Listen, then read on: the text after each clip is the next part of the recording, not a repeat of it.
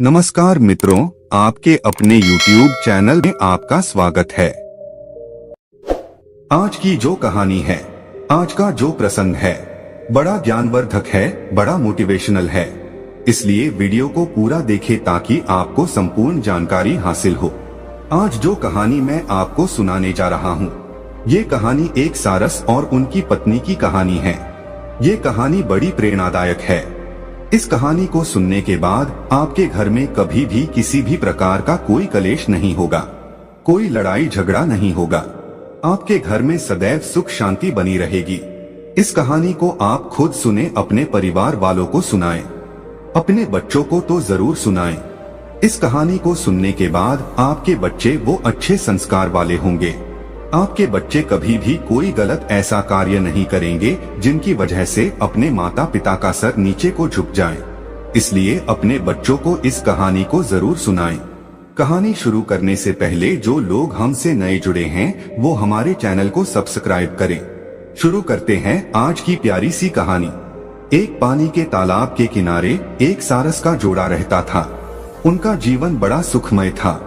वो दिन भर पानी में अपना पेट भरते, अपना भोजन खाते, उसके बाद पानी के किनारे पर वहीं पे बैठ जाते। कहीं दूर जाने की जरूरत नहीं थी। इसी तरीके से उनकी दिनचर्या चल रही थी। उनका जीवन व्यतीत हो रहा था। कुछ दिन को बाद में सारस की पत्नी गर्भवती हो जाती है और जब वो गर्भवती होती है तो वो अपने पति से कहती है कि पिया जी, अब हमें यहाँ से कहीं दूर चलना चाहिए।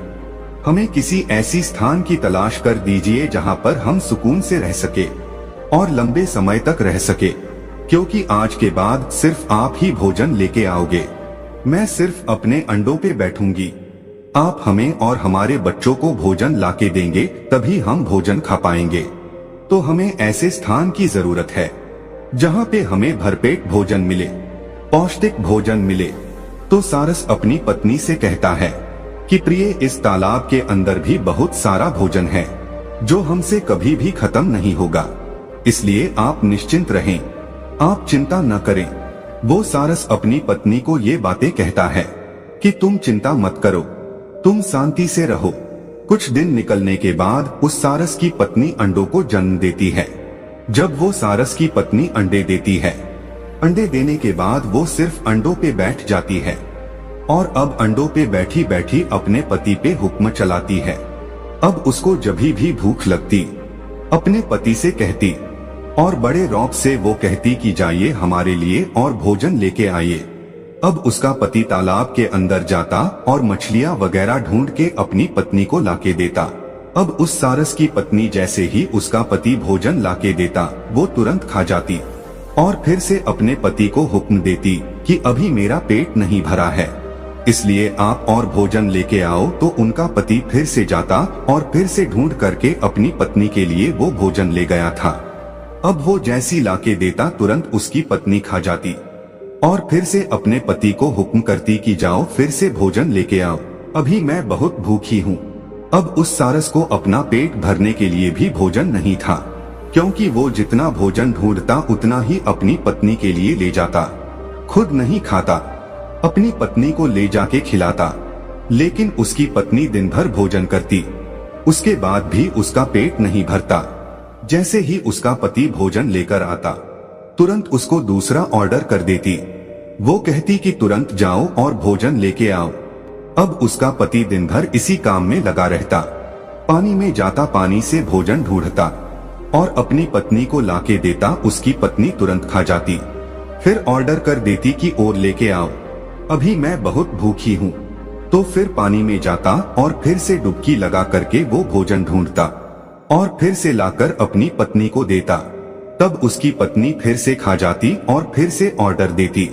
ये सिलसिला कुछ दिनों तक लगातार चलता है। अब धीरे धीरे सारस बड़ा परेशान हो जाता है, धीरे धीरे सूखने लगता है, क्योंकि वो खुद वो भोजन नहीं खाता था। वो सीधा जो भी भोजन उसको प्राप्त होता था, सीधा अपनी पत्नी को ले जाके देता था। उधर उसकी पत्नी वो गुस्सा इस बात का निकाल रही थी कि उसने दूसरी जगह जाने के लिए अपने पति से कहा था, लेकिन उसने अपनी पत्नी की बात को नहीं माना था। उसने यही कहा था कि हम यहाँ पे रहकर भी हमारे बच्चों का पालन पोषण कर सकते हैं। इस तालाब में भी बहुत सारा भोजन है जो हमारे लिए पर्याप्त है। यह बात अपनी पत्नी से कहकर अपनी पत्नी को उसी तालाब में रोके रखा। इसीलिए अब उसकी पत्नी अपने पति को परेशान करने में, टॉर्चर करने में कोई कसर नहीं छोड़ती है। जब उसकी पत्नी अपने पति को टॉर्चर कर रही थी तो कुछ दिन निकल जाते हैं। कुछ दिन के बाद में सारस बड़ा परेशान हो जाता है। सोचने लगता है कि अब मैं करूँ तो ऐसा क्या करूँ। मैं दिन भर इतना सारा भोजन इकट्ठा करता हूँ, इतना सारा भोजन ढूंढता हूँ और सीधा अपनी पत्नी को ले जाके देता हूँ। वो सारे भोजन को खा जाती है। उसके बाद भी उसका पेट नहीं भरता। वो जैसी भोजन ग्रहण करती है तुरंत मुझे दूसरा ऑर्डर देती है।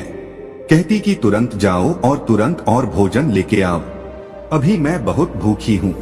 वो सारस सोचने लग जाता है कि अब मैं करूँ तो ऐसा क्या करूँ जिसके कारण मुझे इस पीड़ा से मुक्ति मिले। वो हताश परेशान हो जाता है। धीरे धीरे उसका शरीर, उसका बदन सूखने लगता है। अब उसको काफी दिन हो जाते हैं भोजन खाए हुए। वो जितना भी भोजन ढूंढता सभी अपनी पत्नी को ले जाके दे देता।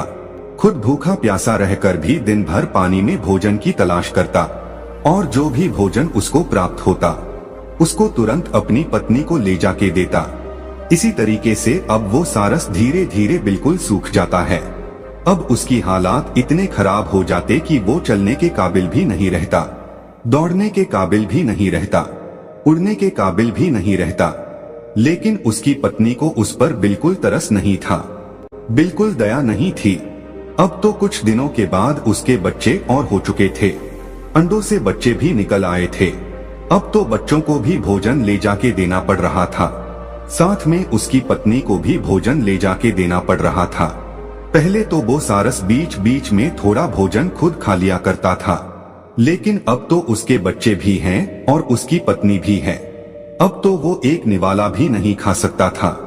जितना भोजन उसको मिलता सभी भोजन को अपनी पत्नी को, अपने बच्चों को ले जाके देता, खुद एक भी निवाला नहीं लेता। अब धीरे धीरे सारस के हालात खराब हो जाते। अब वो बिल्कुल सूख जाता है, बिल्कुल हड्डियों का ढांचा बन जाता है। कहते हैं ना कि भूखा भजन ना हो गोपाला, ये पकड़ 3 कंठी माला। क्योंकि भूखे रहकर कोई भी जीव जंतु किसी भी कार्य को नहीं कर सकता। इसी तरीके से अब उस सारस की हालत इतनी खराब हो जाती है कि वो नहीं तो चल सकता, नहीं उड़ सकता, कुछ नहीं कर सकता था। अब वो सारस धीरे धीरे हड्डियों के ढांचे में बदल जाता है। उस सारस का मांस वो सब सूख जाता है। अब वो एक हड्डियों का ढांचा बन के रह जाता है। जब वो सारस हड्डियों का ढांचा बन जाता है, उसकी क्षमता नहीं रहती है। तब वो अपनी पत्नी से कहता है कि प्रिय, अब मैं सिर्फ कुछ दिनों का मेहमान हूँ। अब आप यदि मुझे टॉर्चर ना करें तो आपकी बड़ी कृपा होगी। अब तो बच्चे भी बड़े हो चुके हैं। आप स्वयं भी पानी में जाकर, आप स्वयं भी तालाब में जाकर अपने बच्चों के लिए भोजन ला सकती हो, अपने लिए भोजन ढूंढ सकती हो। अब मैं सिर्फ कुछ ही दिनों का मेहमान हूँ। आप अच्छे से रहना और अपने बच्चों का अच्छे से लालन पालन करना। इतनी बात वो सारस अपनी पत्नी से कहता है। तब उसकी पत्नी कहती है, क्या तुम अभी मरने वाले हो? जब तक जीवित हो तब तक तो हमारे लिए कुछ करो। जब अपनी पत्नी की इतनी बात सुनता है तो वो सारस झुरझुर रोने लगता है और परमात्मा से दुआ करता है कि परमात्मा, हे मेरे मालिक, हे मेरे परम पिता, तुम मुझे इस धरती से अभी क्यों नहीं उठा लेता? मुझे किस जन्म की पीड़ा दे रहा है? ऐसी नरक की जिंदगी से तो बेहतर है कि मुझे मृत्यु आ जाए। अब वो सारस अपने परमात्मा से दुआ करता है, अपने मालिक से दुआ करता है और कहता है, मेरे मालिक, या तो तू मुझे उठा ले या इस नरक से मुझे मुक्ति दे। इतनी बात कहने के बाद अब वो सारस अपनी पत्नी से बात करना बंद कर देता है और मौन हो जाता है और ईश्वर का ध्यान करने बैठ जाता है। ईश्वर का ध्यान करते हुए कुछ समय उसको निकल जाता है। अब वो एक ही प्रण बना लेता है, ना ही वो कुछ भोजन ग्रहण करता है, ना ही पानी पीता है। अब वो सिर्फ भगवान का ध्यान करने के लिए बैठ जाता है। उसने ये वचन लिया, ये प्रण लिया कि मैं जब तक भगवान का भजन करूंगा तब तक या तो ईश्वर मेरे सामने नहीं आ जाते या फिर मेरे शरीर से प्राण नहीं निकल जाते, तब तक मैं भूखा प्यासा रहकर ही भगवान का भजन करूंगा। यही प्रण लेकर अब वो सारस भगवान की भक्ति करने के लिए बैठ जाता है। उधर उस सारस की पत्नी अपने बच्चों को लेकर और अपने पति को ऐसी दुख पीड़ा की हालत में, ऐसी नाजुक हालत में छोड़कर उस तालाब से चली जाती है और अपने पति को ऐसे संकट में जूझता हुआ छोड़कर निकल जाती है। अब सारस भगवान की भक्ति करता है। कुछ समय निकलने के बाद उसकी भक्ति से श्री हरि विष्णु प्रसन्न होते हैं। श्री हरि विष्णु उस सारस के समक्ष जाकर प्रकट होते हैं और उस सारस को वरदान देते हैं और कहते कि मांगो, तुम्हें क्या मांगना है। जब सारस श्री हरि विष्णु से कहता है कि प्रभु मुझे मेरी पत्नी का साथ दे दीजिए, वो सारस तब भी यही मांगता है, उसको और कुछ सूझता ही नहीं है। वो सिर्फ यही मांग पाता है कि मुझे मेरी पत्नी का साथ दे दीजिए। तो श्री हरि विष्णु कहते हैं कि तथास्तु, ऐसा ही होगा। वो सारस मांगना तो कुछ और चाहता था, लेकिन उसके मुख से यही निकलता है कि प्रभु मुझे मेरी पत्नी का सहारा दे दीजिए, मेरी पत्नी का साथ दे दीजिए। श्री हरि विष्णु ये आशीर्वाद देते हैं कि तथास्तु, ऐसा ही होगा। अब वो सारस अपनी पत्नी का सानिध्य पाता है। फिर से उसकी पत्नी उसको मिल जाती है।